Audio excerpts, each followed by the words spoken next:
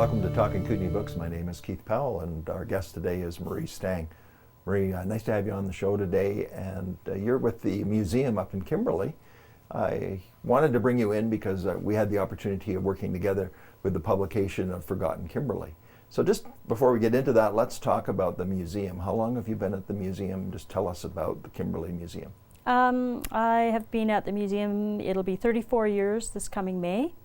And the Kimberley Heritage Museum opened in 1980, and it's run by the Kimberley District Heritage Society, so we're a non-profit registered charity. Okay, so you have a board of directors? Yeah, we have a board of directors, and then, you know, we work off of donations and entrance fee and that kind of thing, right? Okay, so just tell me, where is the museum? Museum is in the Platzel, and it's in the same building as Kimberley Public Library. We're upstairs. Okay, and the public is welcome to come in, and is there a fee? I can't remember. Yes, there's a fee, yeah. Okay, and so I know that you have many interesting exhibits and so forth.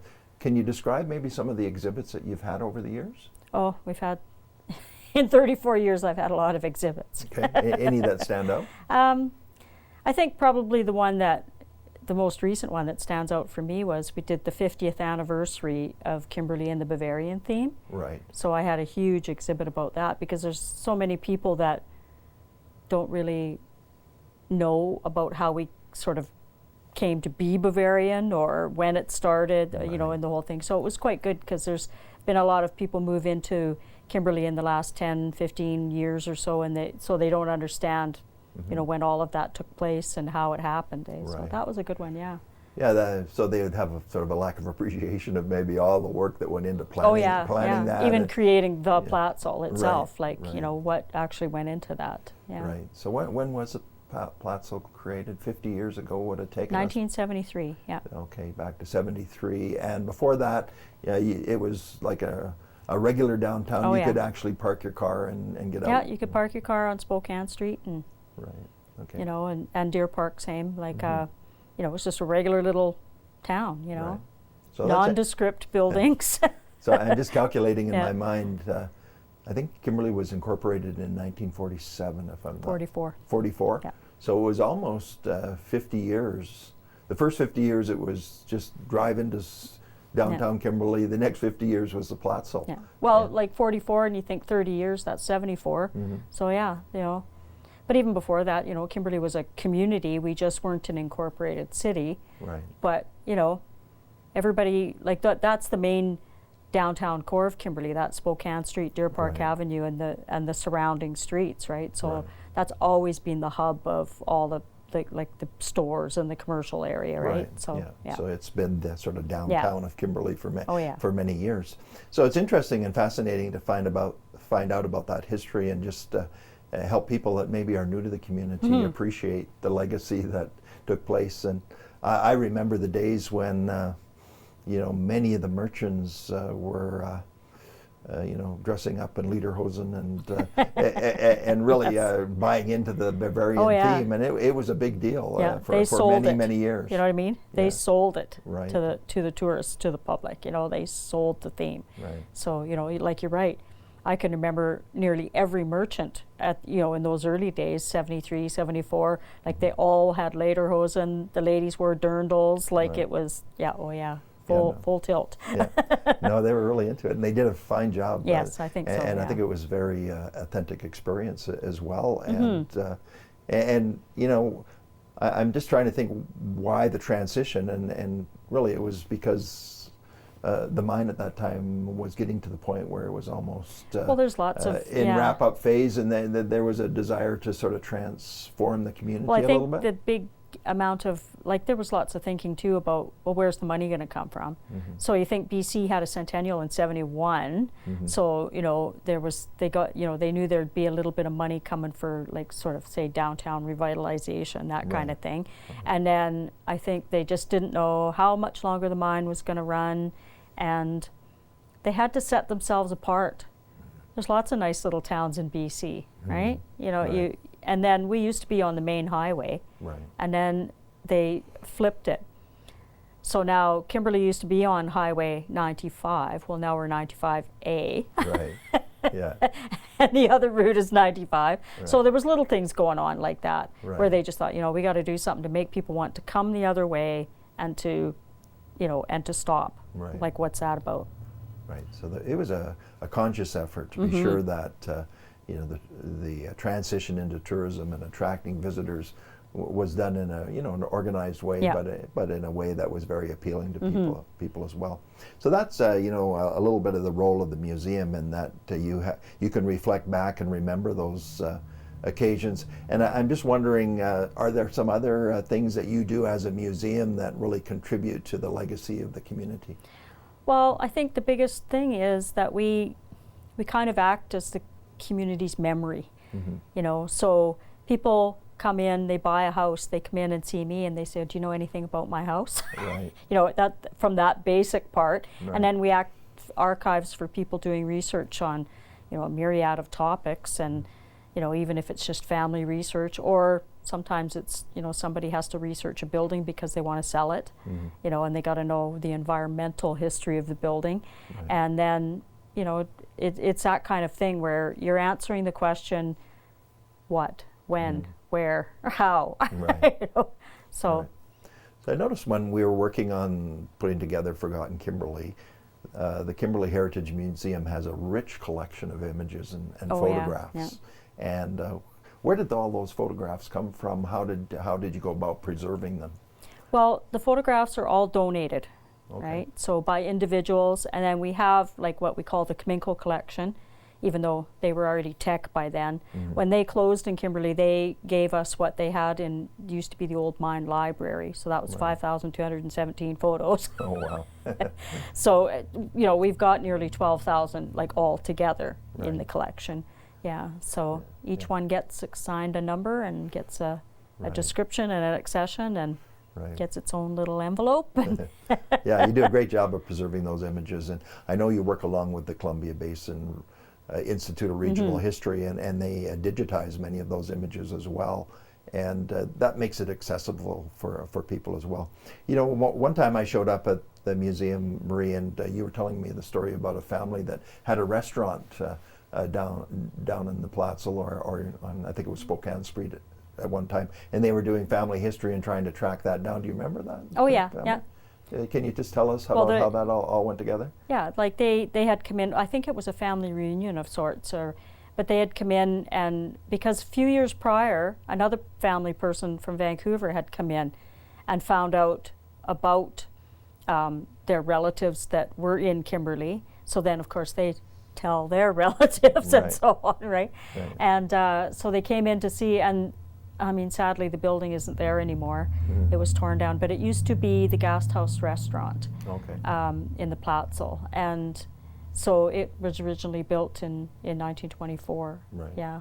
And at one point in time, it was a Chinese restaurant. Well, they were Chinese people that bought it, and they had relatives in Cranbrook at the time. Right. So there was that sort of connection to Cranbrook as well. So it must be really fulfilling and feel good to be able to sort of connect families with some of their past. Oh yeah, especially that. It's very rewarding when you see that there was a disconnect between those early relatives of theirs from the 20s. Like, the first person that came in wasn't really aware of all that they had built the building, owned it, built it, ran it, because in the 1920s, lots of places would not have, welcomed, Chinese people to own a restaurant or have a building, so it was quite fascinating, I think, to them to see what their relatives had done here, Right.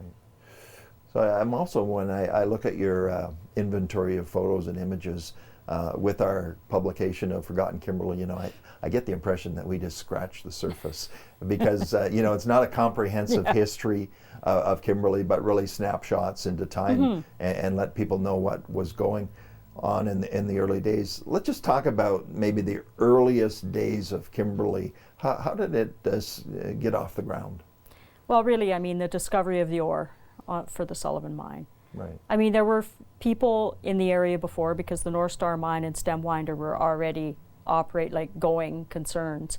And so, but they were pretty much located, like the North Star, literally halfway up the ski hill, and they even had their school and everything up there. So it wasn't down, where you think of the downtown of Kimberley.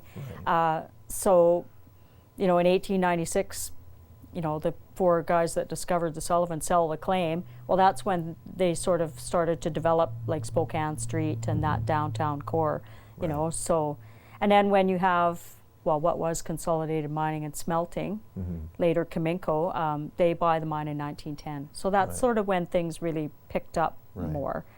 And of course, they were a division at that point in time of the CPR. Yeah. And, obviously, if they could get that mine up and running, it would provide a pretty steady employment for their trains going back and for shipping that. And I think I make reference to the fact that in the book that the North Star Spur, which is the line between Cranbrook and Kimberley, I think the CPR called that the richest line they had for many years, because it literally shipped billions and billions of dollars of ore over the years. Well, and then they used to use some of the waste rock from the Sullivan for ballast under the tracks. Right, right. So it was a twofer, you know. Right. So they were good at utilizing and making sure that they used as much as they possibly could from that mine. So we went from the North Star, which is now where the Kimberley Ski Resort is, to the other side of the valley, which was then the Sullivan mine. Yeah. And so just tell us a little bit about the Sullivan mine when it was operating. What kind of impact do you think it had on the community? Huge. There's only a word for it, huge. Even in the area, even Cranbrook, because you think about how many people, like they had the mine and the concentrator, and then in 52 they built the fertilizer plant. Right. So you think that's a lot of workers, and they're shopping in Kimberley, but they're also starting to come down to Cranbrook, and shop, and like that's a lot of money in the area, supplying, the mine, supplying the workers, At the peak, how many workers do you think there were? Well, it varied. Yeah, it did vary. I mean, off the top of my head, I would say probably, like it was in the thousands. Yeah, thousands of workers. Yeah, because then you start with, in the 40s and 50s, you have 2 or 3 guys, running something. Well, by the 1980s, it's one guy doing that. So with mechanization and everything. So those earlier years, you had more people because you needed more people to do the job, right? That's right. Yeah. A lot of hand mechanical rather than mechanical mining, hard rock mining. So the heritage of the Sullivan and the fact that it was the richest lead and zinc mine in the world for 100 years. It not only transformed and supported Kimberley, but like you said, the entire region. Oh yeah. And the workforce there. I read one time that over 60,000 individuals had been employed at the Sullivan over the years. So. Well, when they closed, Tech did a little thing where they said, okay, here's like they took the number of employees they had, right, from 1910 till when they closed at the end of 2001, so that's 91 years. And then they just took an average. They averaged 1,000 employees a year for 91 years. Right. So that's a lot of people. Yeah, pretty. You're almost up to 100,000 people with that calculation. So you can see how many families have been influenced, touched by the fact that community was such a major employer for so many years. Now, there was that transformation in the 1970s to more of a tourism economy. Can you just talk a little bit about how that all took place as well? Well, like I say, they were starting to think, by the late 60s, Kimberley, they didn't know how much longer the mine would run. And then tourism was starting to be a thing, it was, where you actively looked for people, to draw them to your community. And then Cranbrook built its first shopping mall, and right. So, and so Kimberley forth, needed to do things to get so people. they started, the merchants themselves, plus, there were, some people on council, and, there were different sort of community leaders in those days that they really thought, well, we've got to do something. What should we do? Right. So then they started just, like I said, this is 1968. We didn't do it for another 5 years. So, they start talking, they come to Alpine theme. Right. But Alpine didn't have the same sort of narrow vision So they narrowed it to Bavarian because that's a specific look, a specific thing. And then some of them had been to Leavenworth in Washington State, and the whole town's Bavarian. So they thought, it was something they could do on a small scale, just in that downtown core, and the fronts of the buildings, like the facades. They didn't have to go and do the whole town or anything. But it could be done, and not cost the merchants a lot of money, and and it attracted visitors, but it also gave a sense of civic pride. People could really relate to it in the community as well. Now, with that, there were a number of festivals that were launched. Can you just talk about some of the festivals? So, of course, they start doing the Platzel in May 1973. They're done by July. Like that. That in itself is pretty amazing. So then, they have a ribbon cutting. So then the next year, 1974, it's an anniversary. Well, it was Summerfest. Well, then it morphs into July Fest, right? So that's why we have July Fest, because that's the anniversary of the finishing of the Platzel. And then they started with the International Old Time Accordion Championships. They started around 1975, 76, and that ran for nearly 40 years. And then in the fall, on the Labor Day weekend, they started a folk dance festival, and that went for I'm guessing about 20 years. Close to 20 years. Then there was a winter festival as well. Winterfest. We used to have what they called Snow Fiesta, right, before they were Bavarian, and the last time they did that was 71. Well, then when they did Bavarian and they had July Fest, and I mean that was pretty successful, so then they started in February to do what they called Winter Fest. Right. That was a big deal. And then by then, the ski hill is, that's when, kite flying on the ski hill and acrobatic skiing was just hitting its stride. So we're going to talk a little bit about the development of the ski hill in a moment as well, but I just wanted to go back to like a major event in Kimberley's history. 1948, record amount of snow. All of a sudden it basically melts all at once, and there's this huge flood that took place. Can you just describe what happened in 1948? Well, like you say, there was a huge snowpack, and then it warmed up considerably, and this is the May long weekend, and then it started to rain, and it rained for 3 days. So you have rain and melting snow, and it all has to go somewhere. And so Mark Creek, it just overwhelmed Mark Creek. And then from the earlier days, like somewhere parts of the creek, there were the older parts of, from say the early 1900s, where people had, little outbuildings and shacks like on the creek, or their houses were right on the edge of the creek, and trees and things start going into the creek, damming it up, so then it jumps its banks and goes here and here and so it fingered out all over the downtown area. Like even the main road, Wallinger Avenue, up to the traffic light, that was completely washed out. Nothing but the old wood stave pipe hanging, it was devastating. We're able to put some of the pretty dramatic photos into the book about that event, and it moved some major buildings were basically washed down the creek. So from that, they decided they had to do something about that, and I understand they built a channel to take the water more efficiently through the town. Well, of course, Kamenko, they'd been through it twice. Because 1916 there was a flood. But there weren't as many people in the downtown core then, so it wasn't the same sort of devastation. But up in the lower mine yard, it was. It wiped out their first powerhouse and everything. So when it happened again in 48, they sort of came up with an engineered concrete channel. The water laps up and in instead of up and over.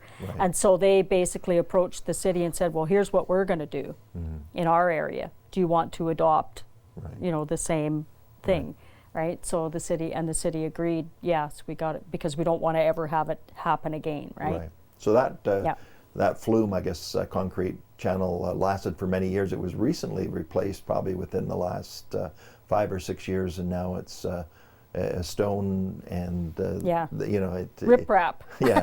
So it does run right through the middle of the town, but it adds to the community as well, because you've got that beautiful creek, which has been reclaimed and is quite a popular destination for locals and visitors now as well. So I referred to the ski hill, and let's just talk a little bit about skiing in Kimberley.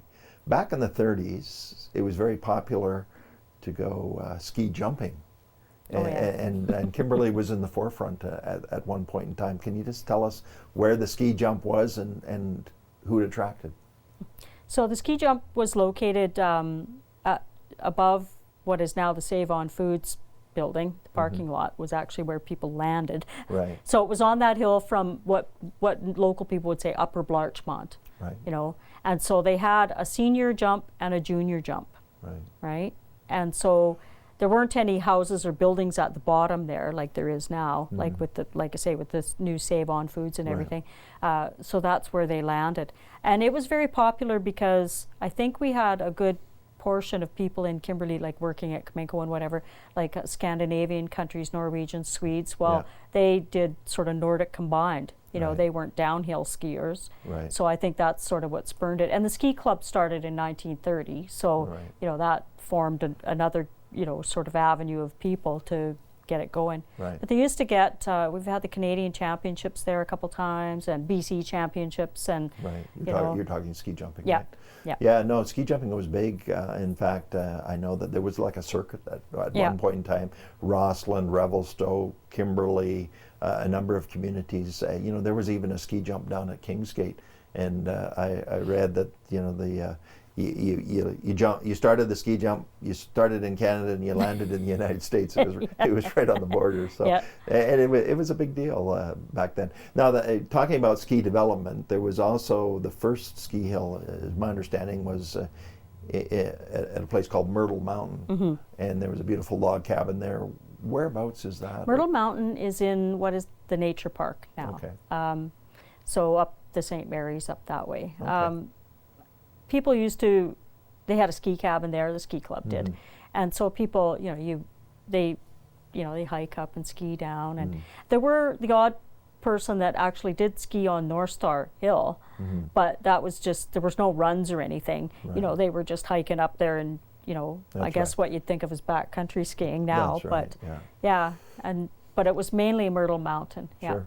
So then, you know, like you mentioned, North Star, it seemed like they could sort of envision that was going to be the ski hill, and they turned their attention to that.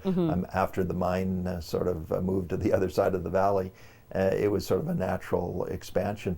And so at that point in time, they started to investigate, you know, actually developing a ski hill. So, I mean, the North Star mine, you know, like that pretty much played out, you know, in the 20s, 30s. Like Kamenko bought all the smaller claims in the valley, right? So they decommissioned it, if you will. And then the ski club approached Kamenko about putting in a ski run and the first sort of T-bar, you know, in 1947. Right. Because I think after the war, that's when downhill skiing really did take off to the masses, you know. Right. Yeah. And the first rope tow was put in, and you know, there's still a tower that stands at the top of the hill that sort of is a recognition of that. So that was I think in the late 50s, if I'm not mistaken. They put in the first like lift, if you will, in 59, I think it was. Right. Yeah. So even at that point in time, you know, there was the local ski club, but they were also you know, giving lessons, teaching people how to ski. Oh, yeah.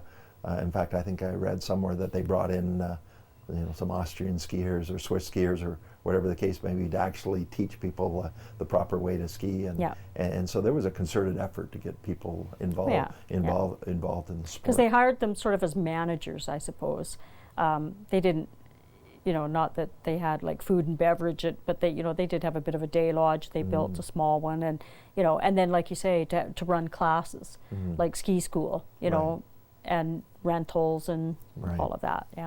Yeah, we take that all for granted now, but you know, there was a process that it all developed, you know, stage by stage, and it was interesting. You know, one individual that stood out in my mind when we were working on Forgotten Kimberley was a gentleman named Sam Wormington. Sam was the original manager, I believe, of the ski resort, and then he went on to also develop and manage Schweitzer and Sandpoint, and then he also developed Spokane Mountain near Spokane. So he had a long legacy in the ski industry. Sam grew up in Kimberley, and he of course, went into World War II like most everybody. And after the war, he had a sports shop, Sam's Sports Shop, but his skiing was his, his real passion. And so he was a member of the ski club probably from the time he was a kid, in Myrtle Mountain days, he and his brother Charlie. And so he worked with the ski club, like, as he was on the executive of the ski club and that sort of thing. So when they developed the hill, he was the go-getter, to get it all organized. And then he did go on to work for a company that installed like lifts and developing hills and that sort of thing, not just Schweitzer, but worldwide. No, and he had his roots in Kimberley. Oh yeah. So you mentioned Charlie. So Charlie was a force to be reckoned with. He was a unique individual, a tremendous photographer. I suspect we have some of his photos in Forgotten Kimberley.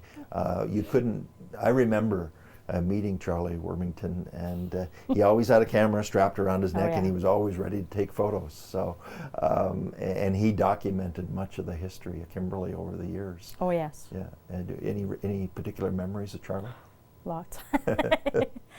Well, he's very particular, so I remember him coming to the museum, to take shots, with the volunteers doing something, and he'd be, no, you stand here, no, you stand there, and he was a little gruff, but very, because he was so particular.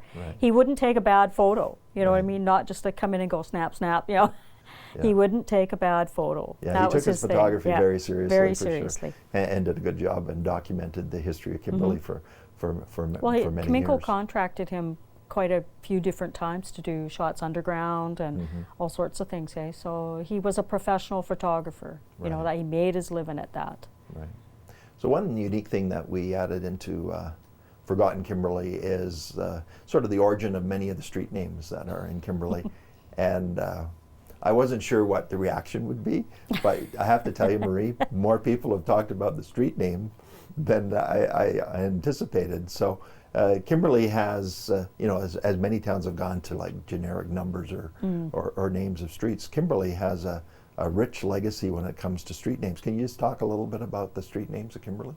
Well, I mean, as the community developed, you had, Kimminko is really the, at that time consolidated mining and smelting. So when they put in a new little, like McDougall town site, people say town site now, but it's really McDougall town site after Clarence McDougall. He was an early mine superintendent, dies in World War I. So they, when they build all those houses in that area in the 20s, it's McDougall town site. And then in 37, just off to it, it's Ritchie town site because A.B. Ritchie was a Kimminko person and he died in 37. Oh, Ritchie town site, So they had this thing of sort of memorializing or even crediting some of their higher ups, with the street some of the name. Executive of the companies, Yeah. So just talk to me about the origin of Blarchmont. Blaylock, Archibald, and Montgomery. Right. So those three, they had Blarchmont surveyed, and subdivided into lots, and they were selling lots in Blarchmont Park. No one says park. But in 27, 28. So it's an amalgam of their three names, right? Yeah, very interesting. And I noticed within Kimberley that there is always a sense of place. You're from Upper Blarchmont or Lower Blarchmont or Chapman Camp or town site. And so even today that is important to the community. It's an identifier in a way, yeah. Well, Marie, it's been a pleasure to have you as our guest today, and it was a pleasure to work with you hand in hand with Forgotten Kimberley. The reaction to the book has been very positive, and it was a great way to showcase many of the images that you have at the Kimberley Heritage Museum. So we encourage people to stop by. We also encourage people to volunteer, and if they have images, they can donate them to the museum, and they'll be sure that they're preserved as well. So thank you again for taking the time. Thank you for telling us about the Kimberley Heritage Museum. This has been Talking Kootenay Books. I'm Keith Powell.